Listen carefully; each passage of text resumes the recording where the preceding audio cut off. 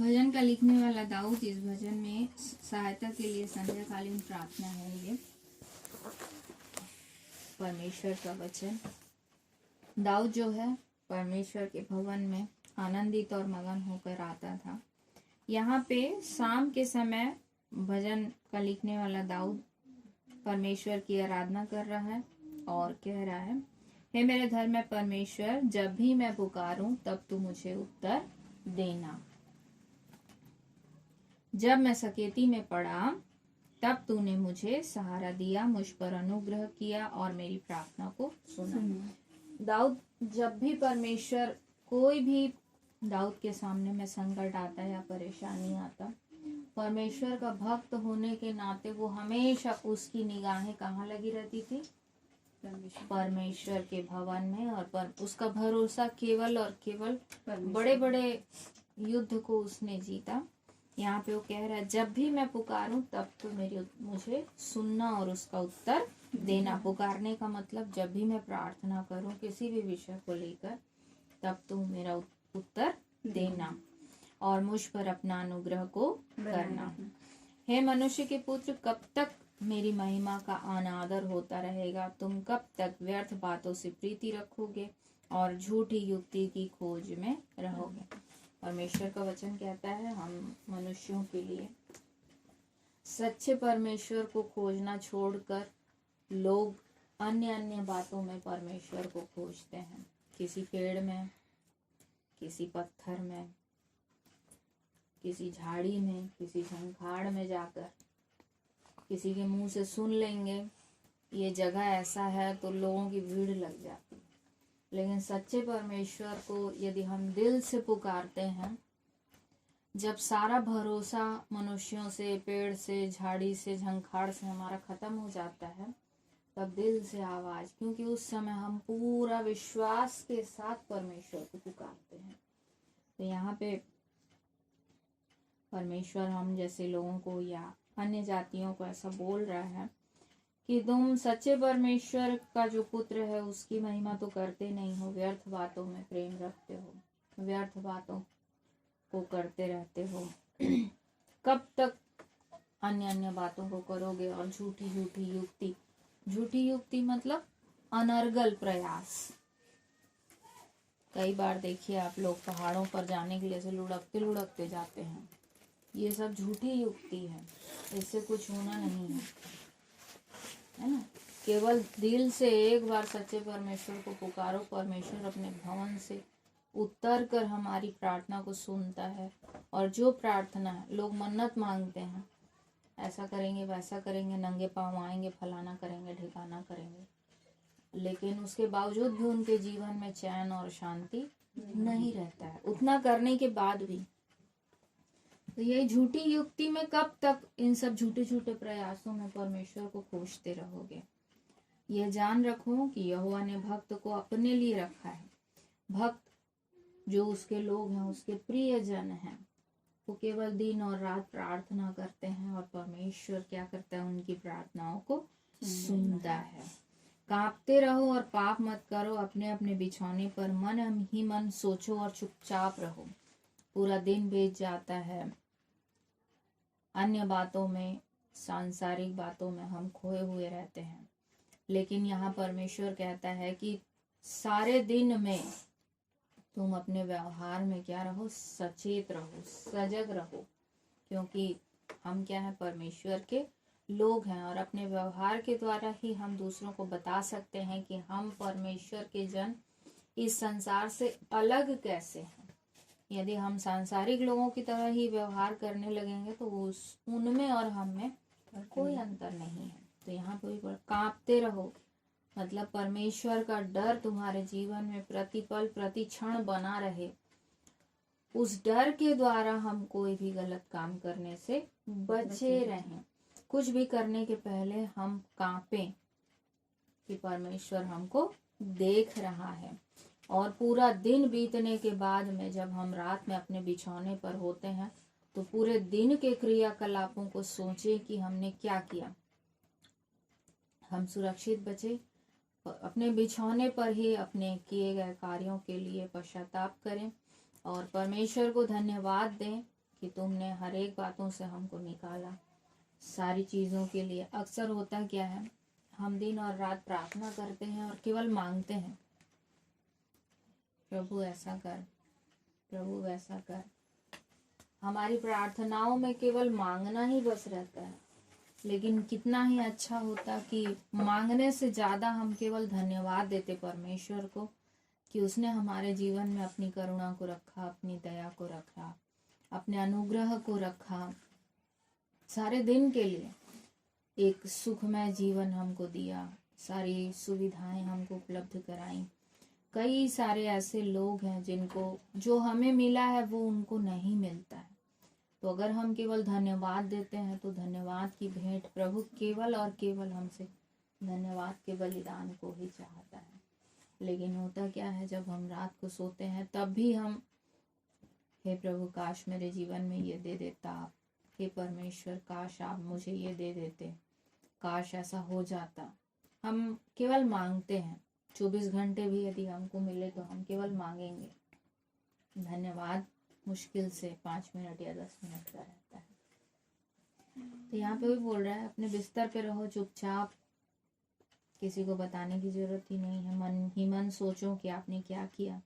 धर्म के बलिदान चढ़ाओ, केवल उसकी स्तुति करो, उसकी महिमा करो और केवल यहोवा पर ही भरोसा रखो।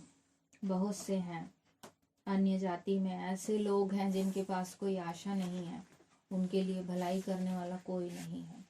गुफाओं में, पहाड़ों में जाकर ढूंढ रहे हैं कोई तो हो जो हम पर भलाई को करे, लेकिन उनके लिए भलाई करने वाला कोई नहीं है। लेकिन धन्य है मनुष्य जिसने परमेश्वर को नहीं देखा, लेकिन बिना देखे ही वो उस पर भरोसा करता है। और परमेश्वर से यहाँ भजन का लिखने वाला दाऊद कहता है, हे प्रभु तू अपने ज्योतिर्मय मुख का प्रकाश हम पर चमका, हमारे जीवन में आनंद को दे। धन्यवाद परमेश्वर कि मैं शांति से तुम्हारे अनुग्रह के द्वारा, लोगों को नींद नहीं आती है लेकिन हम चैन की नींद सोते हैं, शांति पूर्वक सोते हैं।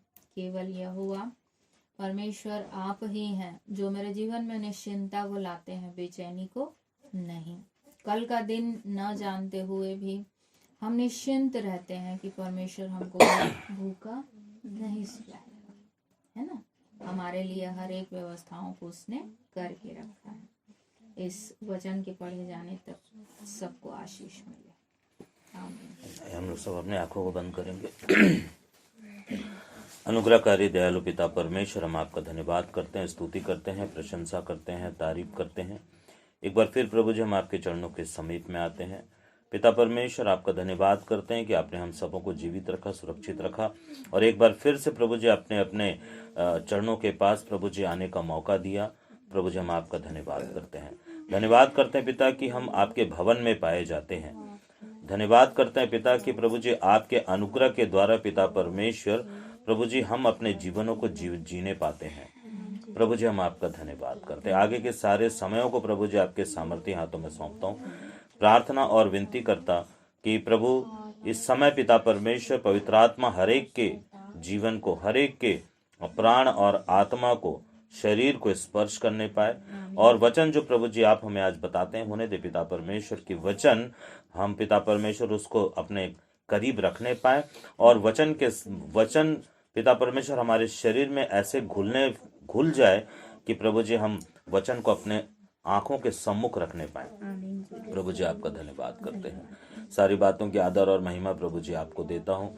विनती मैं अपने उद्धार करता हूँ, सबके उद्धार करता प्रभु यीशु मसीह के सामर्थी और पवित्र नाम से मांगता हूँ, आमीन आमीन। Hallelujah hallelujah.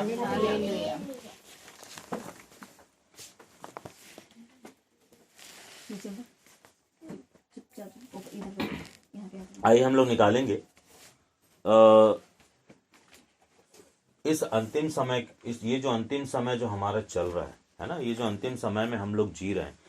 सब पास्टर कह रहे हैं कि अंतिम समय है, अंतिम समय है, अंतिम समय, और एक पास्टर तो ये भी कहते हैं कि अंतिम समय के भी अंत में हम लोग आ चुके हैं। इसका मतलब है कि परमेश्वर का आत्मा जो है हर किसी से बात कर रहा है कि ये अंतिम समय चल रहा है। तो इस अंतिम समय में हम हमारा मन कहाँ पर लगना चाहिए, ठीक है। क्योंकि कल मैं एक बात को सुन रहा था, एक पास्टर के कहने की बातों को सुन रहा था, और वो ये बोल रहे थे कि शद्रक, मेशक और ओबेदेनेगो जो था, 3 लोग जो ऐसे व्यक्ति थे जो राजा के सामने, राजा की मूर्ति के सामने झुकने से इनकार कर दिए, और इनकार करने की सजा उनको ये मिली कि उनको भट्टी के अंदर डाल दिया गया, उनको भट्टी के अंदर डाला गया। और राजा ने कहा कि भट्टी में डालने के पहले आग को 7 गुना क्या कर दो, तेज कर दो।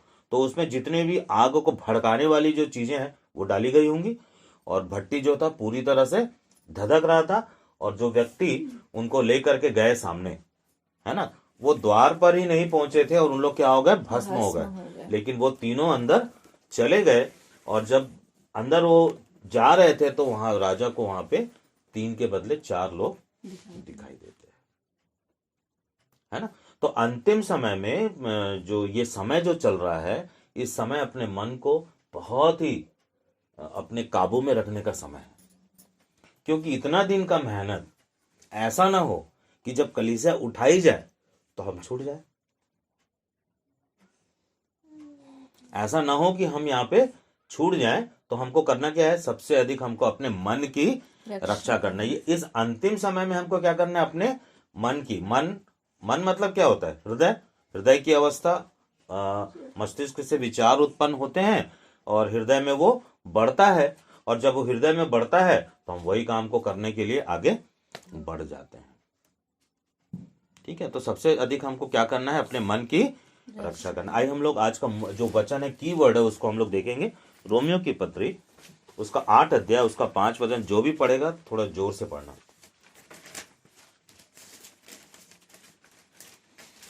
रोमियो की पत्री, उसका 8 अध्याय, उसका 5 वचन।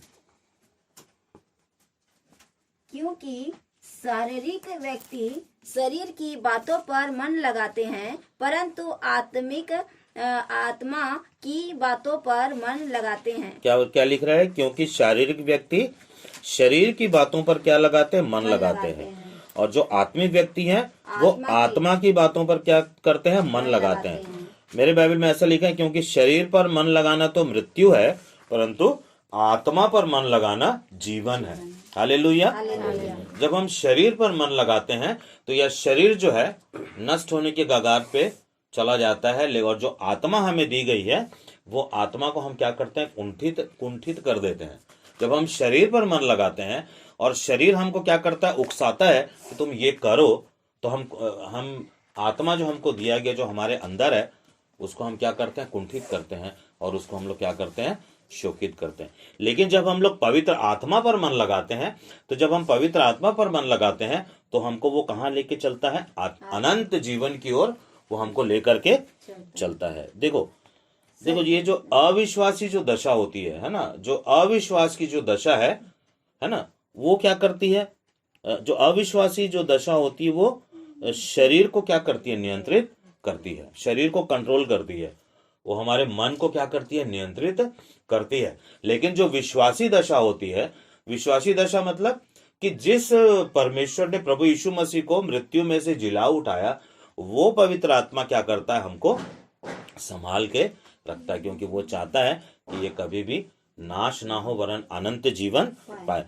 तो जब हम जिलाए जाते हैं, जिस समय हम क्या होते हैं, पानी से ऊपर लाए जाते हैं, तो पवित्र आत्मा हमको वही शरीर के समान बना देता है जैसा शरीर प्रभु यीशु मसीह मृत्यु के बाद 3 दिन की मृत्यु के बाद क्या हो गए थे, वो जी उठे थे। उसी शरीर में पवित्र आत्मा हमको क्या कर देता है, बदल देता है, और उसके बाद हमको क्या करना पड़ता है, पवित्र आत्मा के निर्देशन में हमको चलना पड़ता है ना। नीति वचन उसका 4 अध्याय और उसका 23 वचन में ये वचन ये कहता है, बाइबल ये कहती है कि सबसे अधिक क्या करना है, हमको अपने मन की रक्षा करनी है। सबसे अधिक हमने अपने मन की रक्षा करनी। इस अंत के समय में निकाल लेंगे और पढ़ेंगे उसको कोई भी।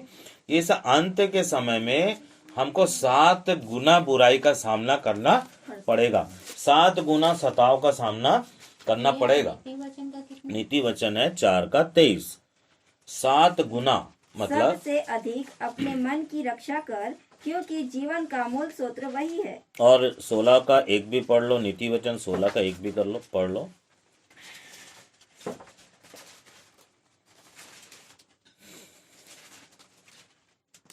मन की युक्ति मनुष्य के वश में रहती है, परंतु मुंह से कहना यहोवा की ओर से होता है ना। तो मन की रक्षा करने से परमेश्वर क्या होता है? प्रसन्न होता है। एक और हम लोग वचन निकालेंगे, यिर्मयाह का 17 अध्याय उसका 9 वचन।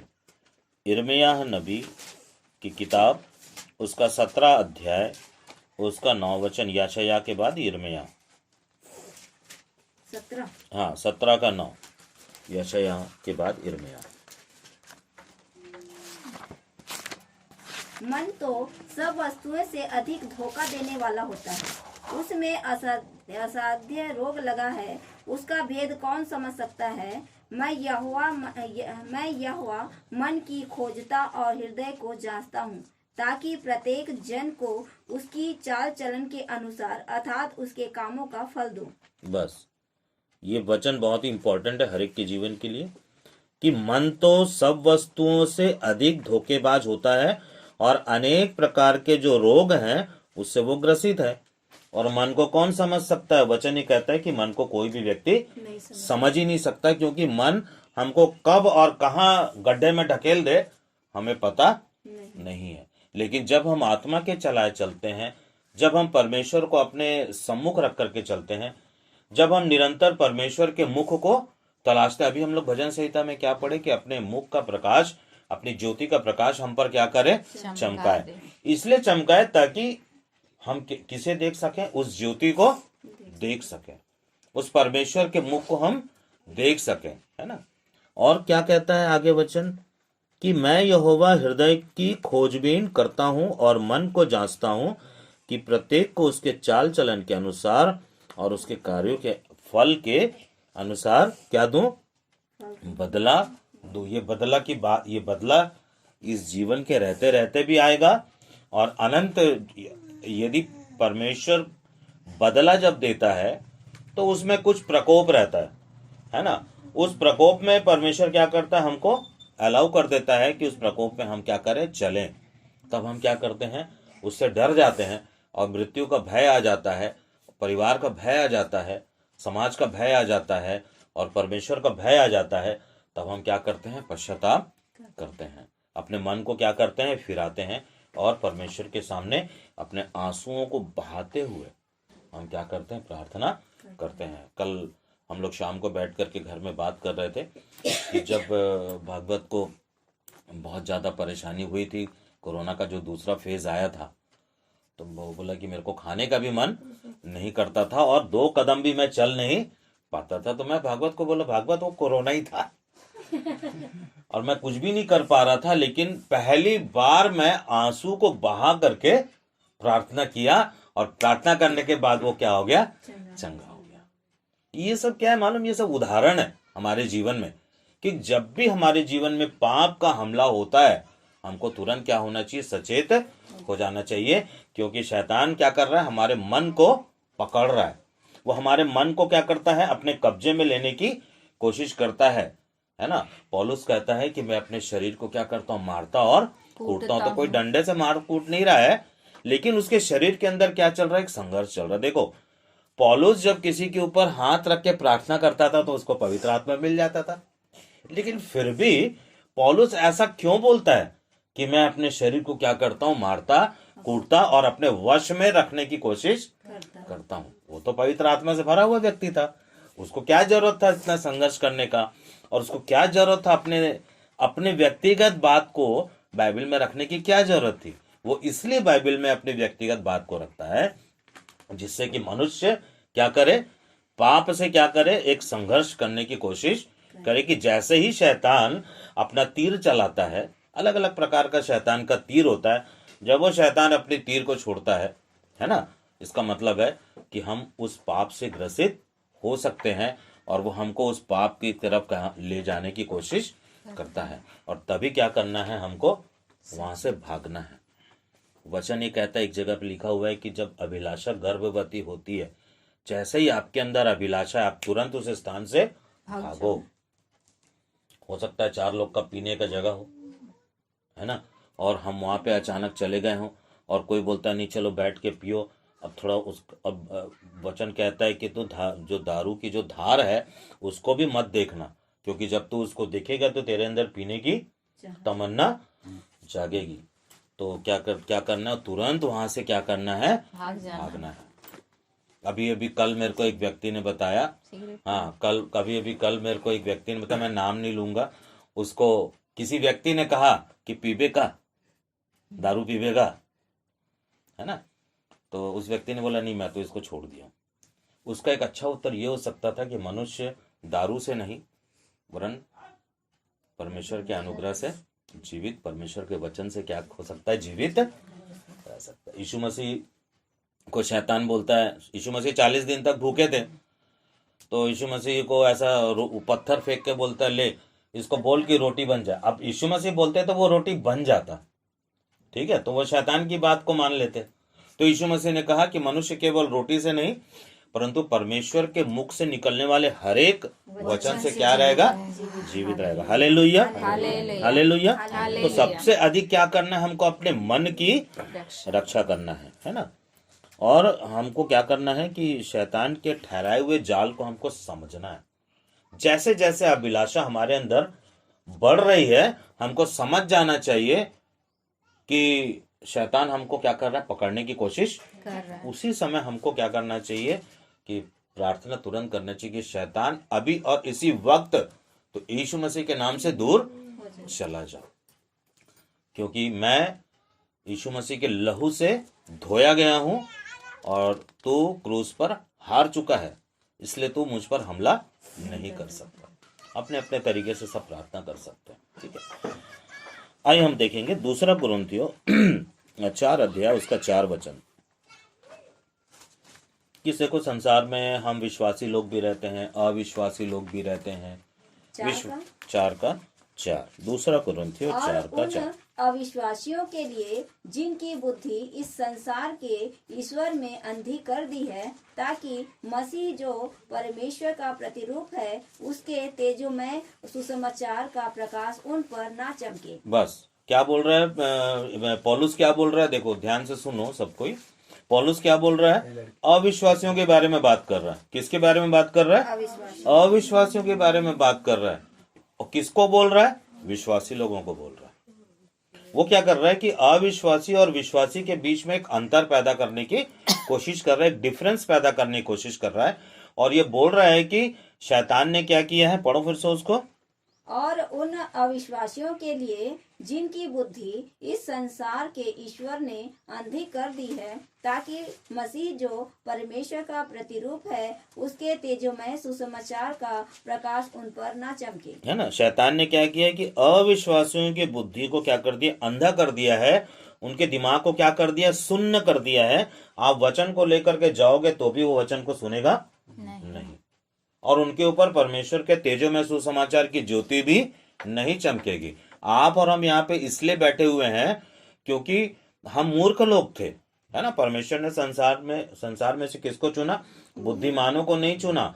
संसार में किसको चुना, हम मूर्खों को चुना।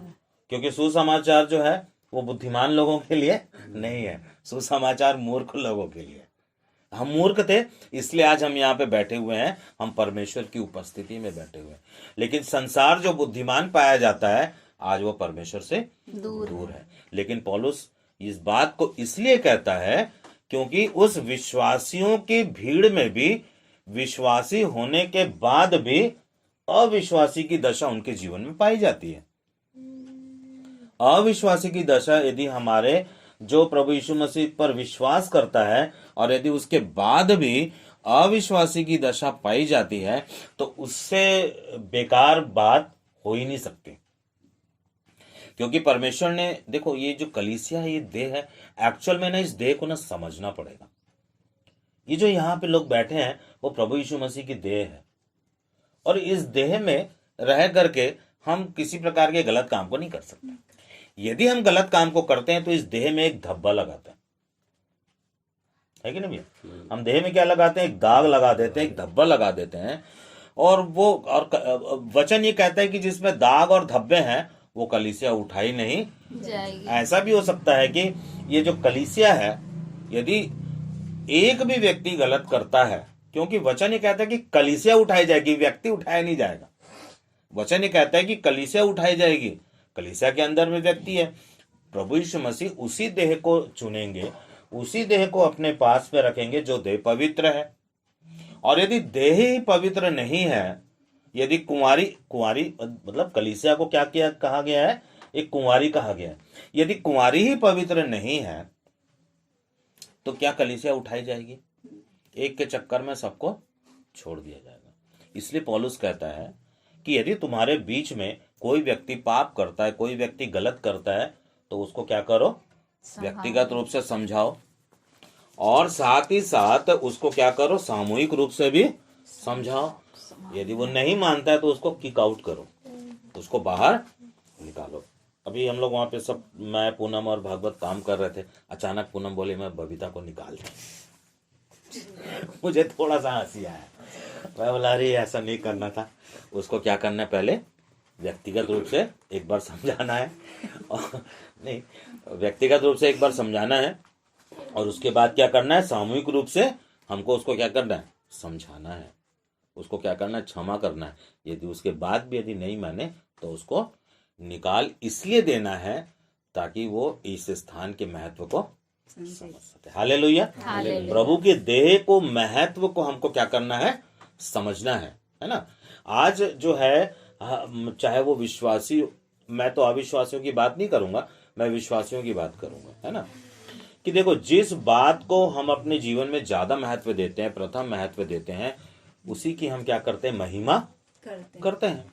और जब हम उसी की महिमा करते हैं, दरवाजा बंद कर दो, और जब हम उसकी महिमा करते हैं,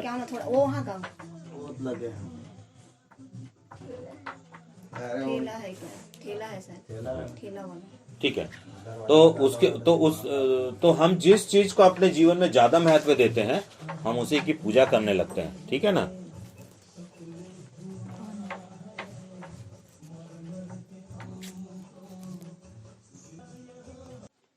चलिए, तो जिस बात को हम अपने जीवन में अधिक महत्व देते हैं, उसे हम क्या करते हैं? महिमा देते हैं, और वही हमारे हृदय में क्या हो जाता है? बस जाता है, और जो बस जाता है वही मूर्ति होता है। अभी मैडम क्या बोल रही थी कि हम, कई लोग क्या करते हैं? बाहर में मूर्ति पूजा करते हैं, लेकिन यदि कोई मूर्ति हमारे हृदय में बस जाए, वचन ये कहता है कि जिस चीज को तुम अपने हृदय में ज्यादा महत्व देते हो, वही तुम्हारे लिए क्या है? मूर्ति पूजा है। और परमेश्वर कहते हैं कि मैं मूर्ति को क्या करूंगा? नाश करूंगा। और यिर्मयाह में तो ये भी कहता है कि जो वेदी लगा करके बैठे हुए, जो पेड़ के नीचे वेदी लगा करके बैठते हैं, जो पहाड़ों के ऊपर वेदी लगा करके बैठते हैं, और वहां पे जो पूजा पाठ करते हैं, उस पूजा पाठ करने वाले स्थान में जो लोग ऐसा करेंगे, उसको मैं क्या कर दूंगा? वहीं पे मार दूंगा, वहीं पे घात कर दूंगा, है ना। तो देखो, ये हम विश्वासियों की दशा कैसी होनी चाहिए? हम विश्वासियों की दशा कैसी होनी चाहिए? कि हम वचन के अधीनता में हम क्या करें? अपने जीवन को जिए। हालेलुया। हालेलुया।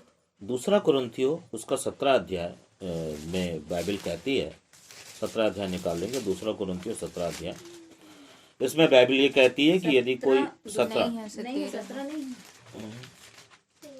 13 तक है। चलो, दूसरा कुरिन्थियों में बाइबल वचन ये कहता है कि यदि कोई मसीह में है तो वह नई सृष्टि है ना। तो नई सृष्टि का अर्थ क्या हुआ? कि वो मसीह में पाया जाता है। और नई सृष्टि का मतलब क्या होता है? कि उसने पुरानी बातें, पुराना व्यवहार, पुराना चाल चलन और पुराने रवैये को क्या कर दिया? छोड़ दिया। हालेलुया। 5 का 17 है ना। दूसरा कुरिन्थियों 5 का 17। इसलिए यदि कोई मसीह में है तो वह नई सृष्टि है, पुरानी बातें बीत गई है, देखो सब बातें नई हो गई है। ये सब बातें परमेश्वर की ओर से है, जिसने मसीह के द्वारा अपने साथ हमारा मेल मिलाप कर लिया। बस, मसीह के साथ परमेश्वर ने हमारा मेल मिलाप कर लिया है। लेकिन इन सब के बावजूद भी यदि कोई मसीही व्यक्ति पाप में पाया जाता है और पाप के आगोश में फंस जाता है, तो इसका मतलब ये है कि उसने पश्चाताप अच्छी तरीके से नहीं किया है। है ना, और वो पाप के दासत्व से या पाप की गुलामी से अभी भी नहीं निकला है ना, क्योंकि वो अब तक उसी काम को करता है जो वो पूर्व में किया करता था। ठीक है, तो यदि किसी के भीतर में मसीह जीवित है, वचन ये कहता है कि यदि किसी के भीतर में मसीह जीवित है तो मानो कि वह खुद मरा हुआ है। खुद मरा हुआ का मतलब क्या होता है? हम शरीर में तो जीवित हैं, लेकिन पाप के लिए हम क्या है? मरे हुए हैं।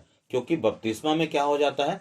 जब हमें पानी के नीचे डुबाया जाता है तो मानो कि हम यीशु मसीह के क्रूस के साथ हम मारे जाते हैं।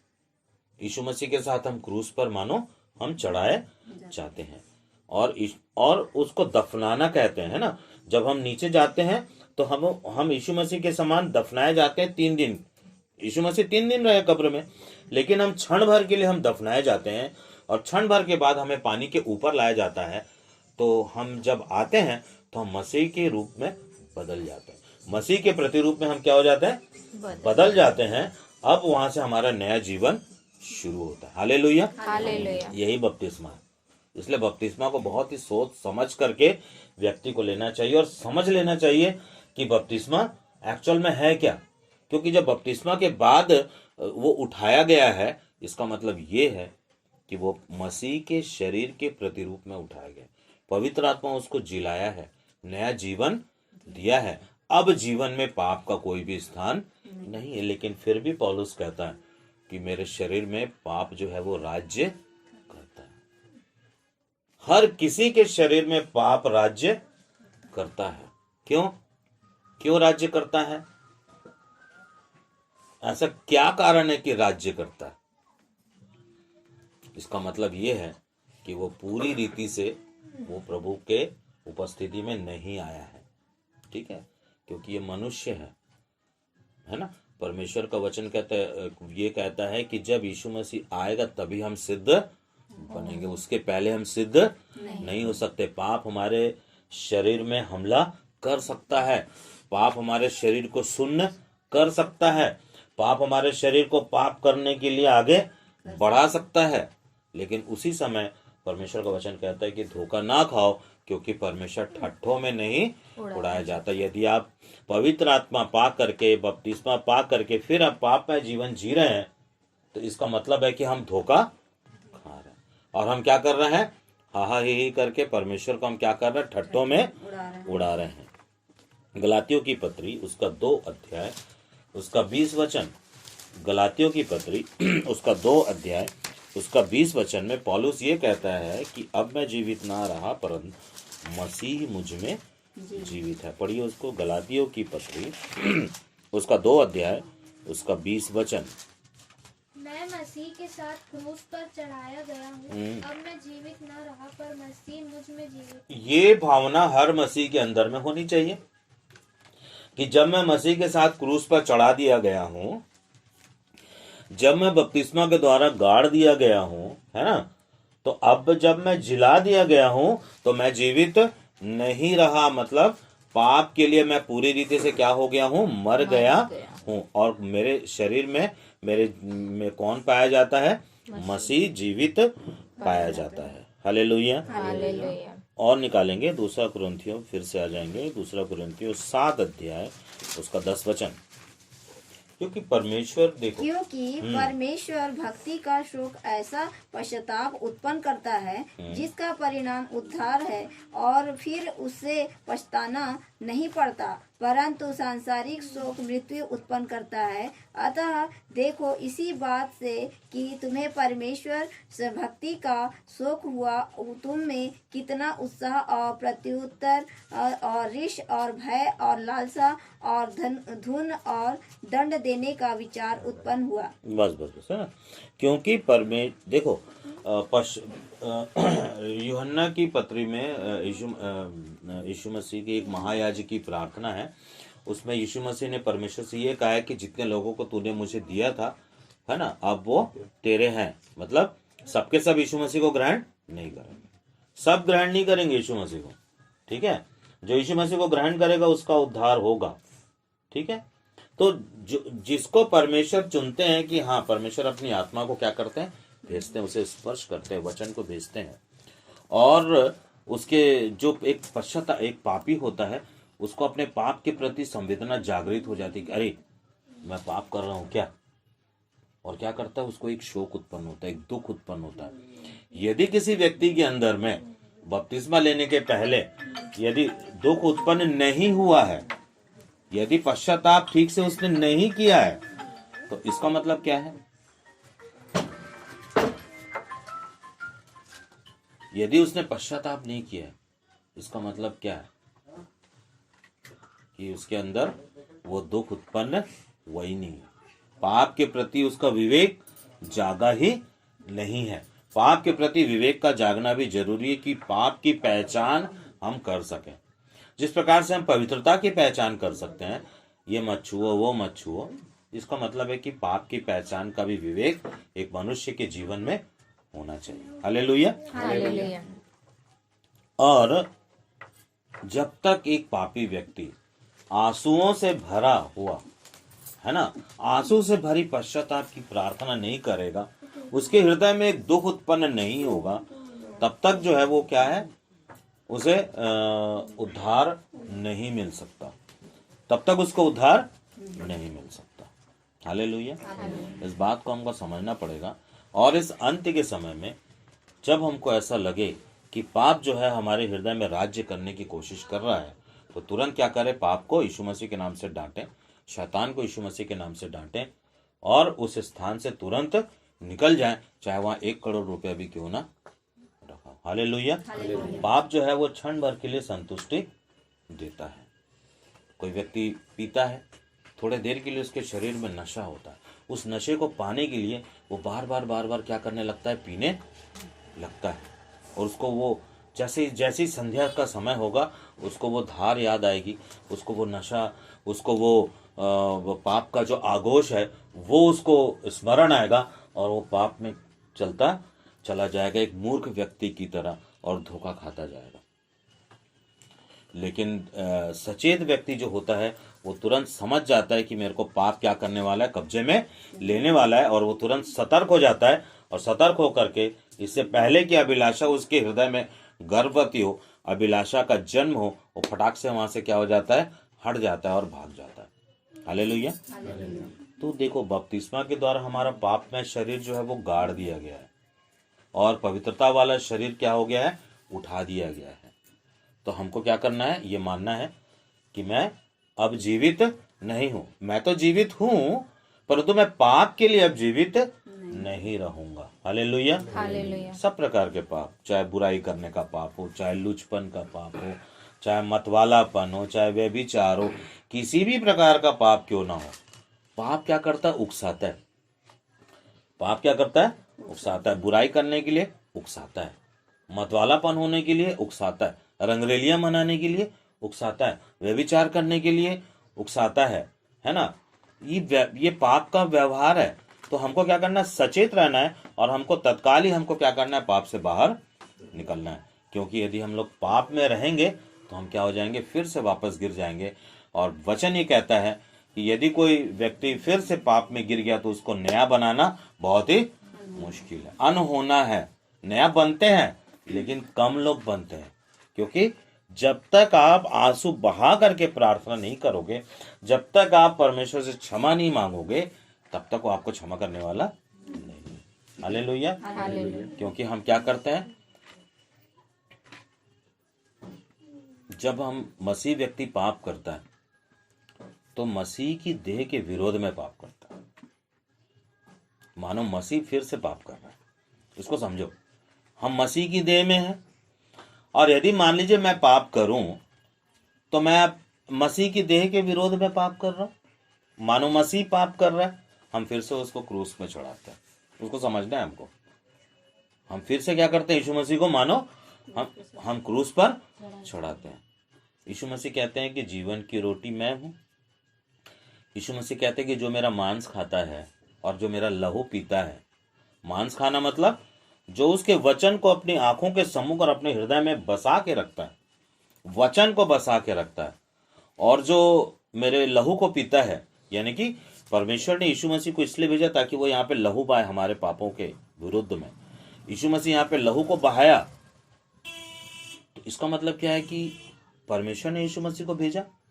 इसका मतलब है कि हम परमेश्वर को तुच्छ ठहरा देते हैं, है ना। हम वचन को भी तुच्छ ठहराते हैं, हम परमेश्वर को भी तुच्छ ठहराते हैं, और हम पाप को अधिक महत्व देने लग जाते हैं, और इस प्रकार से हम धीरे धीरे नाश होते जाते हैं। तो बपतिस्मा में क्या होता है कि शारीरिक जो देह है वो जिलाई जाती है, शारीरिक देह जो है वो मार दी जाती है, गाड़ दी जाती है, और आत्मिक देह क्या हो जाती है, जिला दी जाती है। अब ये जो आत्मिक देह है, ये जो एक आत्मिक देह एक जो बनाया है ना, कलीसिया यीशु मसीह बनाते हैं, ठीक है, कोई व्यक्ति नहीं बनाता। तो ये जो आत्मिक देह है, जिसका सिर कौन है, यीशु मसीह है, जिसका वचन का संचार यीशु मसीह के सिर से होता है हम सबों के लिए, है ना। तो इसलिए वचन ये कहता है कि बोलने वाला कौन हो, परमेश्वर, ठीक है। तो उस देह को हम क्या करें, समझें, उस देह की महत्व को हम समझें, है ना। उस देह की महत्व को हम समझेंगे तो क्या होगा कि देखो, तो जो एक्चुअल में, जो सच में, जो सच्चे हृदय से जो विश्वास करते हैं, उनमें 5 बातें समाप्त हो जाती हैं, ठीक है। 5 बातें समाप्त हो। 5 बातें क्या है? पहला तो है मृत्यु। पहला क्या है? मृत्यु। दूसरा है श्राप। तीसरा है बीमारी, पाप और गरीबी। ये 5 बातें हैं जो मनुष्य को इस संसार में बर्बाद करके छोड़ती है और अंत में उसको नरक में डालती है ना। तो जो आत्मिक देह है ना, कि जो जिन्होंने शारीरिक देह को गाड़ दिया है और जो आत्मिक देह में जो जी उठे हैं, वो जो विश्वास करने वाले लोग हैं, जिन्होंने पाप के प्रति दुख को व्यक्त किया है, पाप के प्रति उसने क्या किया है, पश्चाताप किया है, क्योंकि परमेश्वर की इच्छा थी कि वो क्या करे, पश्चाताप करे और उसके जीवन में एक दुख उत्पन्न हो कि अरे मेरा 50 साल हो गया है, मैं अब तक पाप करता रहा, है ना, मैं अब तक पाप के गुलामी में बंधा हुआ रहा, अब मेरे को पाप नहीं करना है। और वो क्या करता है, गिड़गिड़ाता है, तो परमेश्वर उसको स्वर्ग से क्या करता है, क्षमा करता है। हालेलुया। अब जो है ना, आप पाप करके बोलोगे प्रभु मुझे क्षमा कर दो, तो प्रभु क्षमा नहीं करेगा। अब उसके लिए टाइम आ गया आपके पास में। हो सकता है आप 1 महीना, 2 महीना, 3 महीना, हो सकता है कि आप 6 महीना, हो सकता है कि आप साल भर प्रार्थना करो, तब परमेश्वर क्या करेगा, सुनेगा। हालेलुया। अब्राहम जो था, उसकी पत्नी को बच्चा नहीं हो रहा था, है ना। तो अब्राहम की कई बार दृष्टि गई होगी, उसके कौन थी, उसकी नौकरानी थी ना, क्या नाम था उसका, अब्राहम की पत्नी का नाम क्या है, सारा। और एक और उनकी जो नौकरानी थी, उसका नाम किसी को पता है, है ना। तो अब उसको संतान नहीं हो रही है, तो सारा बोलती कि एक काम करो, तुम उससे संतान उत्पन्न कर लो। उसके बाद परमेश्वर ने उससे बात करना बंद कर दिया। जब भी हम पाप करते हैं तो परमेश्वर हमसे बात करना बंद कर देता है, पवित्र आत्मा हमसे बात करना बंद कर देता है, क्योंकि हम पवित्र आत्मा को शोकित कर बैठते हैं। हालेलुया। तो देखो, जो मृत्यु है ना, वो परमेश्वर जो क्रूस है, हाँ, हम क्या हुए, विश्वास किए, किस पर विश्वास किए, यीशु मसीह पर विश्वास किए। हम क्रूस के पास आए, मृत्यु को हमने छोड़ दिया और बदले में अनंत जीवन यीशु मसीह ने हमको दे दिया। अब मृत्यु हमारे पास में नहीं है। गरीबी वहाँ चली गई, आत्मिक गरीबी भी चली जाती है, शारीरिक गरीबी भी चली जाती है ना, सामाजिक गरीबी भी चली जाती है, और यीशु मसीह के क्रूस से हमको क्या मिल जाती है, भरपूरी मिल जाती है ना। यीशु मसीह हमको क्या कर देता है, भरपूरी देता है, ठीक है। और जो श्राप है ना, वो चला जाता है, उसके बदले हमको यीशु मसीह का वरदान हमको मिल जाता है, अनंत जो जीवन रूपी वरदान है वो हमको मिल जाता है। और बीमारी जो है वो किस में बदल जाती है, चंगाई में बदल जाती है, ठीक है। तो हम, और बहुत ज़्यादा मैं इसको लंबा नहीं करूँगा, तो गलातियों की पत्री हम एक बार फिर से निकाल लें, 5 अध्याय उसका 17 वचन।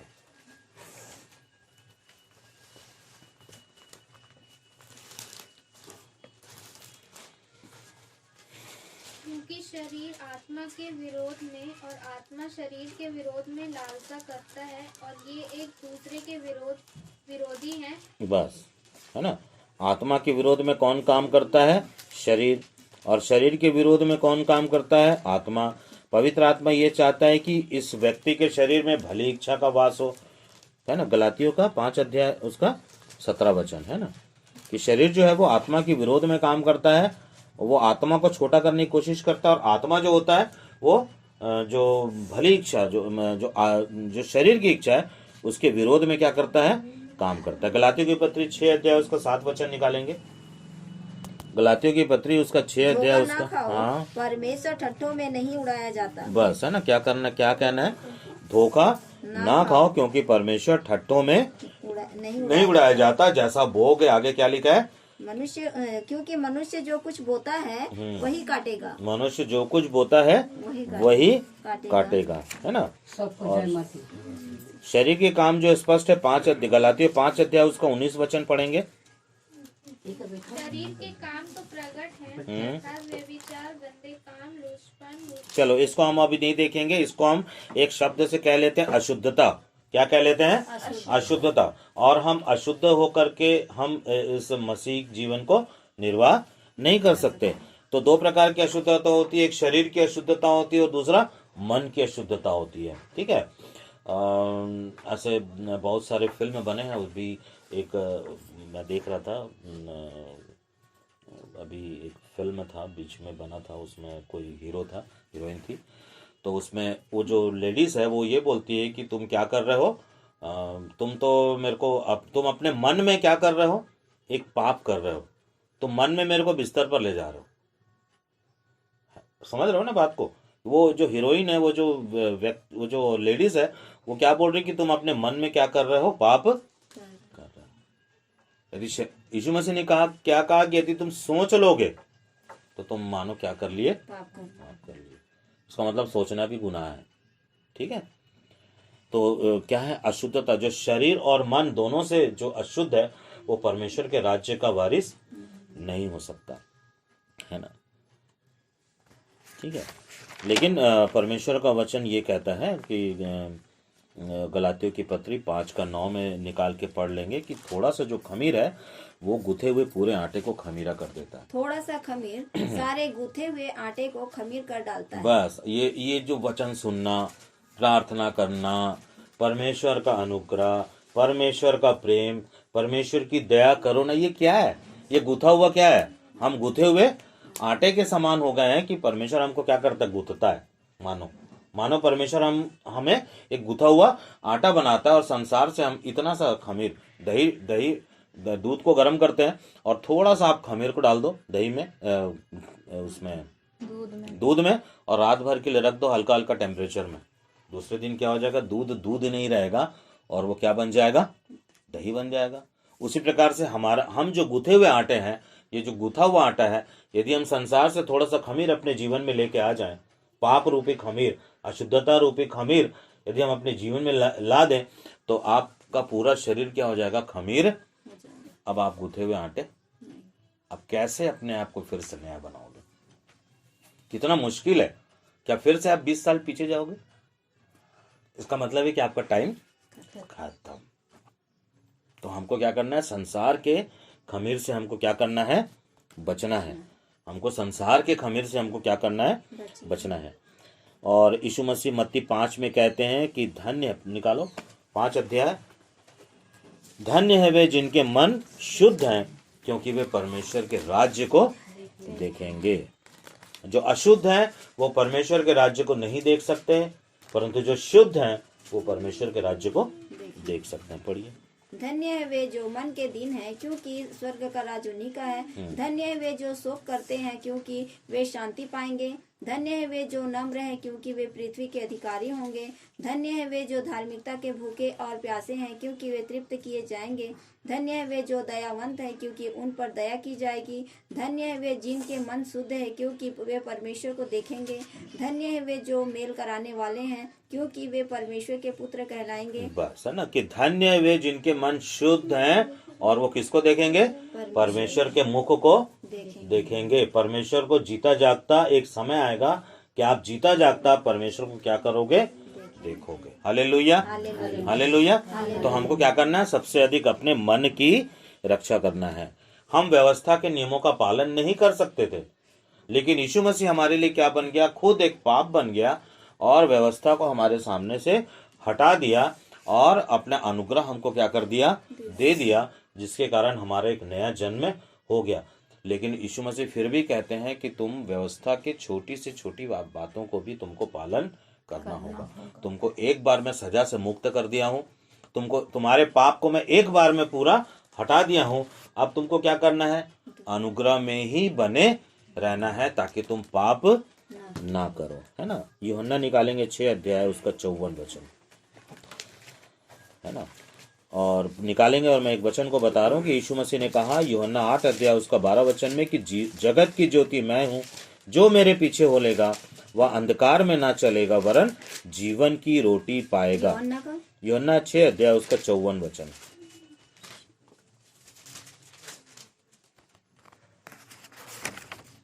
जो मेरा मांस खाता और मेरा लहू पीता है अनंत जीवन उसी का है और मैं उसे अंतिम दिन फिर जिला उठाऊंगा। बस कितना जबरदस्त वचन है कि जो मेरा मांस खाता है और जो मेरा लहू पीता है मैं उसे, पूरा पढ़ो फिर से इसको पूरा पढ़ो। मेरा मांस खाता और मेरा लहू पीता है अनंत जीवन उसी का है। बस अनंत जीवन उसी का है। और अगला और आगे क्या कहता है, और मैं उसे अंतिम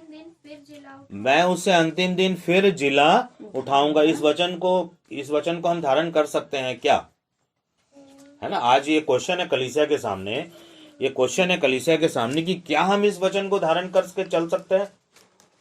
क्या हमारे पास में वो आशा रहेगी कि हम तो शरीर में मर जाएंगे, लेकिन फिर भी जब यीशु मसीह का आगमन होगा तो हमको क्या कर लेगा, वो उठा लेगा, यीशु मसीह जिलाएगा।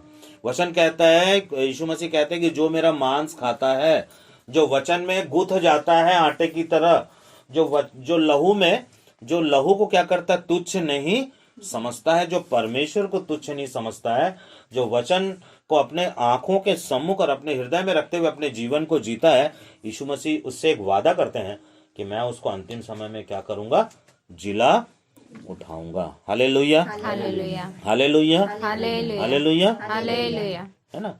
और जो वचन को तुच्छ जानता है वो यीशु मसीह की देह अर्थात कलीसिया को कुछ नहीं समझता। हमारे पास में कौन सी देह है, कलीसिया रूपी देह है।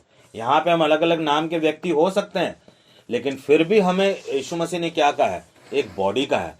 हम क्राइस्ट की बॉडी है, हम मसीह के क्या है, शरीर है। और इस शरीर के विरोध में हमको कभी भी पाप नहीं करना है। हालेलुया। और देखो कि यदि हम कलीसिया के विरोध में पाप करेंगे तो हम क्या होंगे कि वहां से हटा दिए जाएंगे। क्योंकि पौलुस तो बोला ना, एक बार समझाओ, 2 बार समझाओ, नहीं मानता किक आउट, बाहर करो। हो सकता है पश्चाताप करके कहीं दूसरी कलीसिया में चला जाए, जाने दो उसको, लेकिन पश्चाताप तो होगा उसको जीवन में कभी ना कभी, है ना। तो कहने का मतलब है कि जो व्यक्ति संसार को महत्व देता है वो परमेश्वर को महत्व नहीं देता।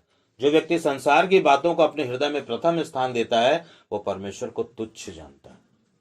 यीशु मसीह कहा कि जीवन की जो ज्योति है वो मैं हूँ, जीवन की रोटी मैं हूँ। हालेलुया। यूहन्ना 6 अध्याय 48 वचन में पढ़ो। यूहन्ना 6 अध्याय 48 वचन, वहीं पर है वचन। जीवन की रोटी मैं हूँ। 6 अध्याय 48 वचन है ना। हाँ। जीवन की रोटी मैं हूँ। और पढ़ो। तुम्हारे बाप दादों ने जंगल में मन्ना खाया और मर गए। यह वह रोटी है जो स्वर्ग से उतरती है ताकि मनुष्य उसमें से खाए और ना मरे। जीवन की रोटी जो स्वर्ग से उतरी मैं हूँ। यदि कोई इस रोटी में से खाए तो सर्वदा जीवित रहेगा, और जो रोटी मैं जगत के जीवन के लिए दूंगा वह मेरा मांस है। बस, है ना। तो आदि में वचन था, वचन परमेश्वर था, यही वचन देहधारी होकर के हमारे बीच में निवास किया, और यही यीशु मसीह की देह आज हमारे बीच में है। हालेलुया। आप इसको मानो ना मानो, महसूस करो ना करो, क्योंकि जो बात कही गई है परमेश्वर के द्वारा कि ये जो हम यहाँ पे बैठे हैं ये बॉडी ऑफ क्राइस्ट है, ये यीशु मसीह की देह है। इस देह के खिलाफ में हम नहीं जा सकते। यदि हम इस देह के खिलाफ में जाते हैं और छुप छुप करके हम यदि पाप करते हैं तो इसका मतलब है कि हम इस देह में कलंक लगाते हैं और इस देह में दाग और झुर्री लगाते हैं, है ना। तो परमेश्वर क्या करेगा, ऐसे करने वालों का क्या करेगा, अंत में नाश करेगा, है ना। और एक वचन हम लोग और पढ़ लेंगे। मत्ती 4:4, मत्ती 4:4 अंतिम वचन हम लोग पढ़ेंगे। मत्ती 4:4। यीशु ने उत्तर दिया, लिखा है, मनुष्य केवल रोटी ही से नहीं परंतु हर एक वचन से जो परमेश्वर के मुख से निकलता है जीवित रहेगा। देखो, शैतान हमको लगातार उकसाता रहेगा। उसको बोल रहा, अरे बड़ा बहुत कलीसिया जाता है, देख आज शाम को मैं तेरे को बताता हूँ। आज शाम को मैं तेरे को तेरी जो कमजोरी है, तेरी कमजोरी में से तेरे को निकालूंगा। लेकिन परमेश्वर का वचन कहता है कि चाहे मैं घोर अंधकार की तराई में से होकर भी चलूं, मैं नहीं डरूंगा। हालेलुया। कई बार ऐसा होगा कि आपको शैतान जो है ऐसे मार्ग में से लेकर के चला जाएगा जहां चारों तरफ आपके सामने लालच ही लालच पड़ा रहेगा। लेकिन पौलुस कहता है कि मैं अपने शरीर को क्या करता हूँ, मारता कूटता हूँ और उसको अपने वश में करने की कोशिश करता हूँ। तो वचन ही कहता है भजन संहिता में कि सबसे अधिक अपने मन की रक्षा करो। पुराने नियम में भी कह रहा है कि सबसे अधिक अपने मन की रक्षा करो और उसमें किसी भी प्रकार का रोग ना लगने दो। हालेलुया। आइए हम लोग प्रार्थना करें। अनुग्रहकारी दयालु पिता परमेश्वर, हम आपका धन्यवाद करते हैं, स्तुति करते हैं, प्रशंसा करते हैं, तारीफ करते हैं। पिता परमेश्वर, आपके दिए हुए वचन को प्रभु जी हम पहला स्थान देने पाए। पिता परमेश्वर, हर एक को परमेश्वर की सामर्थ्य दीजिए। पिता परमेश्वर, हर एक के जीवन में प्रभु जी आपकी सामर्थ्य आने पाए, ताकि प्रभु जी हम आप जो जीवन की रोटी हैं, आप जो पिता परमेश्वर जो आपने जीवन की रोटी हमें दिया है, उन्हें दीजिए पिता परमेश्वर कि हम उस मांस और उस लहू की इज्जत करने पाए। और पिता परमेश्वर, हम अपने जीवन को आपकी सहायता से, आपके अनुग्रह से पवित्र बनाए रखने में प्रभु जी हम पवित्र बनने पाए। प्रभु जी हम सबको पवित्र कीजिए पिता परमेश्वर। जीवन की रोटी प्रभु यीशु मसीह है जो आपने दिया है, हम आपका धन्यवाद करते हैं पिता परमेश्वर। हम किसी भी रीति से ना कलीसिया को तुच्छ जानने पाए, ना प्रभु यीशु मसीह की देह को तुच्छ जानने पाए, वरन हम डरते हुए और कांपते हुए पिता परमेश्वर इस अंत के दिनों में, जबकि बुराई और सताव 7 गुना तेज धधकती हुई आग की तरह तेज कर दिया गया है, प्रभु तू हम सबको इस आग से शद्रक, मेशक और ओबेदेनेगो के समान प्रभु जी आप बचा करके निकालने वाले परमेश्वर हैं। प्रभु जी हम आपका धन्यवाद करते हैं।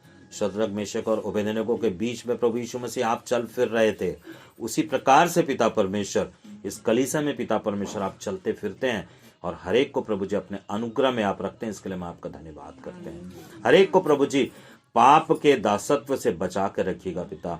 हर एक प्रभु जी आप जो पिता परमेश्वर हमें धर्मी ठहराए हैं, वो धर्मीपन पिता परमेश्वर हमारे मृत्यु तक कायम रहने पाए पिता। प्रभु जी आगे की हर एक बातों को प्रभु जी हम आपके सामर्थ्य हाथों में सौंपते हैं। यहाँ पे उपस्थित एक एक को प्रभु जी आपके सामर्थ्य हाथों में सौंपता हूँ। जो यहाँ पे उपस्थित नहीं है उसे भी प्रभु जी हम आपके सामर्थ्य हाथों में सौंपते हैं पिता। प्रभु जी हम आपका धन्यवाद करते हैं। प्रभु जी आपने हमें अनुग्रह दिया, हमें अपने धर्म में दाहिने हाथ में प्रभु जी आपने थाम अपने ले करके प्रभु जी आपने रखा है, सुरक्षित जगह पर रखा है। इसके लिए हम आपका धन्यवाद करते हैं। सारी बातों की आदर महिमा आपको देते हैं। एक बार फिर से पवित्र आत्मा परमेश्वर हम आपसे प्रभु जी हम प्रार्थना करते हैं कि प्रभु जी हम सबों के जीवन में पिता परमेश्वर आप प्रभु जी अपने प्रभाव को बनाए रखिए पिता। सारी बातों की आदर और महिमा आपको देता हूँ। विनती में अपने उद्धार करता प्रभु यीशु मसीह के सामर्थी और पवित्र नाम में मांगता हूँ। आमीन।